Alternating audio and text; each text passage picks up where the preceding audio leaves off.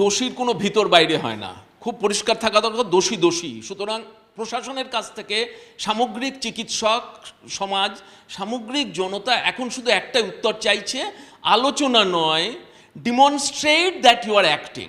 সেই জায়গায় কোথাও যেন একটা অনুভূতি, ধারণা, এবং সেই ধারণার বাস্তব ভিত্তি আছে, তৈরি হচ্ছে যে দোষীদের যেন বড় সহৃদয়তার সঙ্গে দেখা হচ্ছে। আমি বলছি না তারা আড়াল করছেন, কিন্তু দোষীদের প্রতি সহৃদয়তা যেন প্রশাসনের না থাকে, এই আশাটুকু চিকিৎসকরা চায়, সাধারণ মানুষ চায়, সারা ভারতবর্ষের মানুষ চায়। তো এই জায়গাটায় সরকারকে এইরকম একটা পরিস্থিতিতে যখন দেখুন, সরকার তো মানুষের ভাবনাটাকে নিয়েই চলে, তো সেক্ষেত্রে দাঁড়িয়ে সরকারের কাছে নাগরিক হিসাবে সরকারের সাথে কাজ করার সূত্রে যে অনুভূতিটুকু পেয়েছি, আরও একটু সংবেদনশীলতা পরিস্থিতির উপর আশা করা যায় না কি? এটুকু কি দেখানো যায় না যে যে মানুষটার উপর ঘৃণা গর্জে পড়ছে এই মুহূর্তে দাঁড়িয়ে সব মানুষের, তাকে সরকার পুরস্কৃত করবে না? এইটুকু তো দাবি, আশা নাগরিক হিসেবে আমরা সবাই রাখতে পারি।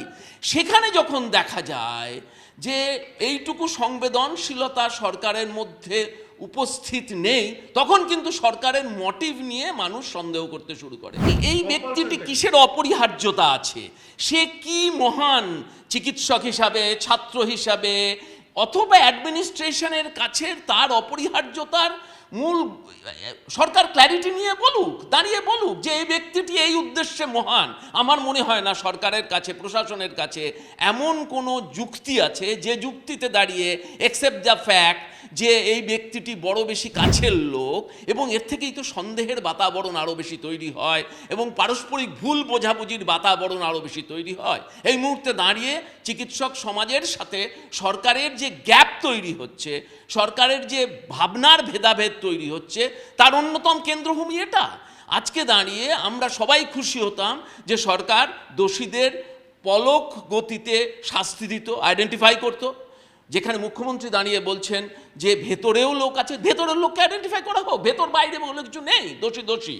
এবং অ্যাট দ্য সেম টাইম যাকে নিয়ে এত সমস্যা, তাকে এত সম্মানের সঙ্গে আর একটা জায়গায় নিয়ে গিয়ে প্লেস করার বাধ্যকতাটা কি, এটাই মাথায় আসছে না।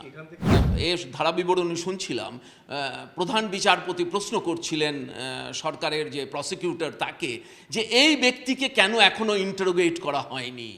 প্রধান বিচারপতির সামনেও প্রশ্ন। আমি দেখুন আইন বুঝি না, আমি সাদা চোখে সামগ্রিকভাবে যেটা ঔচিত্য সেটা বুঝি।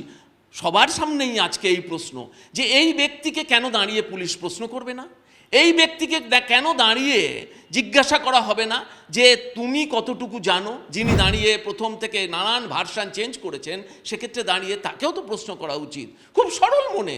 আমরা কেউ বলছি না যে তিনি ঘটনাটির সঙ্গে যুক্ত ছিলেন, কিন্তু তিনি ঘটনাটির সম্পর্কে, তিনি যেহেতু প্রতিষ্ঠানের মাথা, তিনি ঘটনাটির সম্পর্কে এমন কিছু তথ্য অবশ্যই দেওয়ার ক্ষমতা রাখেন সম্ভবত, যার জন্য, এবং প্রতিষ্ঠানের মাথা হিসেবে তাকে তো প্রশ্ন করা উচিত। তাকে প্রশ্ন করা হচ্ছে না কেন?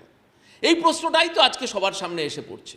কাজেই অনেকগুলো অপরিষ্কার, অপরিচ্ছন্ন পদ্ধতিতে সামগ্রিকভাবে তদন্তটা পরিচালিত হচ্ছে বলেই যারা তদন্ত করছেন অর্থাৎ প্রশাসন, এবং যারা চোখ মেলে তাকিয়ে আছেন অর্থাৎ সাধারণ মানুষ এবং চিকিৎসক সমাজ, তাদের মধ্যে ভাবনার ভিন্নতা হচ্ছে এবং সন্দেহের বাতাবরণ জাগ্রত হচ্ছে, ভরসা হারিয়ে ফেলছে সাধারণভাবে মানুষ।